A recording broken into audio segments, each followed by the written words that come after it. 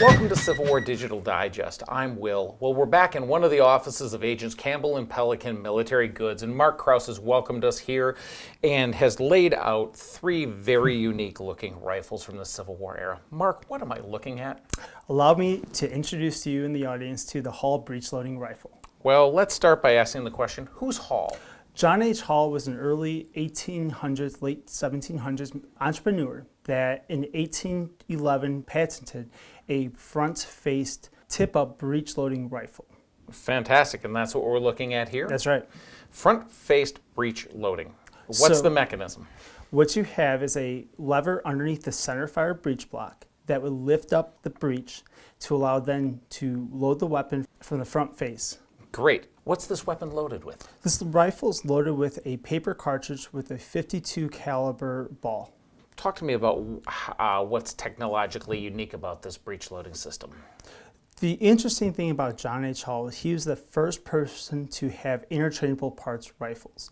He took 100 of these rifles, disassembled and reassembled these rifles, and because they had been built with technology that allowed for less than 1/1000th of an inch difference, they all still function perfectly. So you're saying he tore them down, scrambled up the parts, and then reassembled. Yep. That's fantastic. Well, how many of these were purchased by the United States government? The federal government had roughly 28,000, just over 28,000 of these rifles produced, not including several thousand carbines. Okay.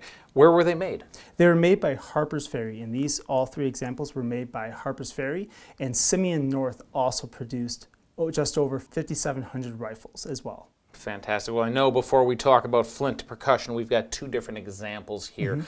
Talk to me about the construction of these weapons. So what you're looking at is a 3-band breech-loading rifle, but this one was made in 1824, and it is a original flintlock Hall rifle.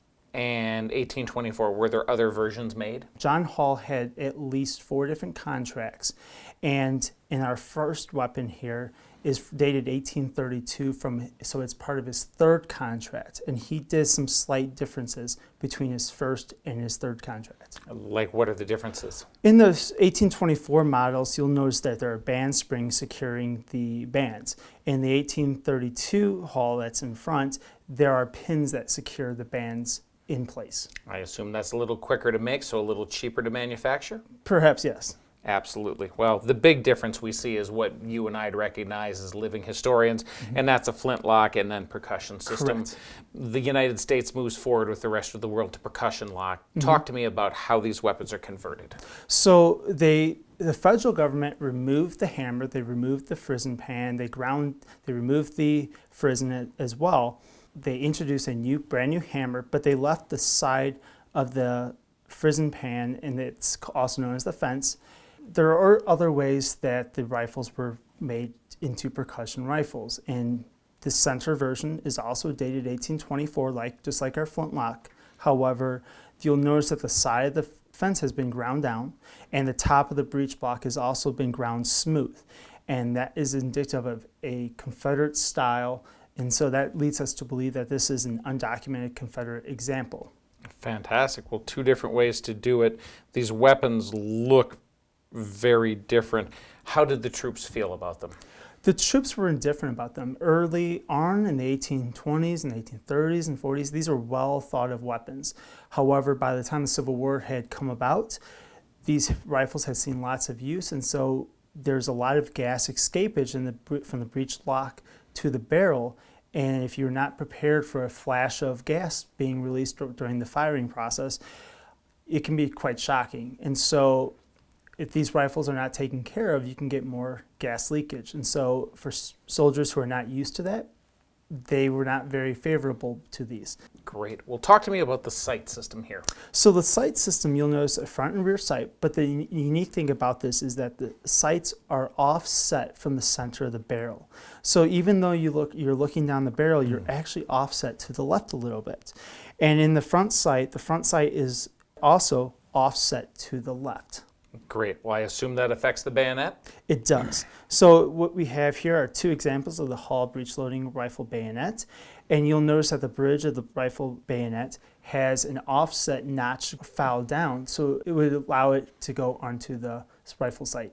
Fantastic. Well, when we were prepping to shoot this episode, you dropped a bore light in that weapon. It's pretty incredible. Talk to me about the rifling. The rifling in this system is 16 groove rifle.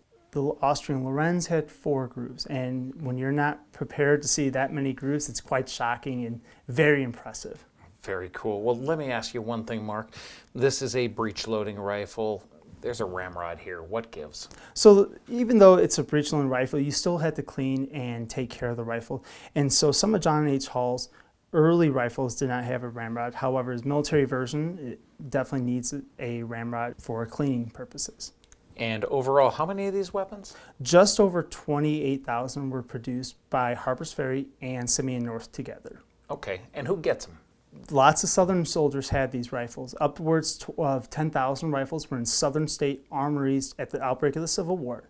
And so these were converted from flintlock to percussion for distribution among the Confederate armies far and wide. But even in the Northern armies, these were documented as late as 1864 in Petersburg trench lines, and even more famously by the Brigadier sharpshooters in late 1861 through early 1862. About 100 of these breech-loading rifles were in their ranks during their camp of instruction. Fantastic. Well, we've got a great photo here of a U.S. soldier carrying a Hall rifle. It's a very unique weapon to look at, and I know it's a passion that you and your brother have for collecting these along with a few other people. Thank you for sharing that passion with us.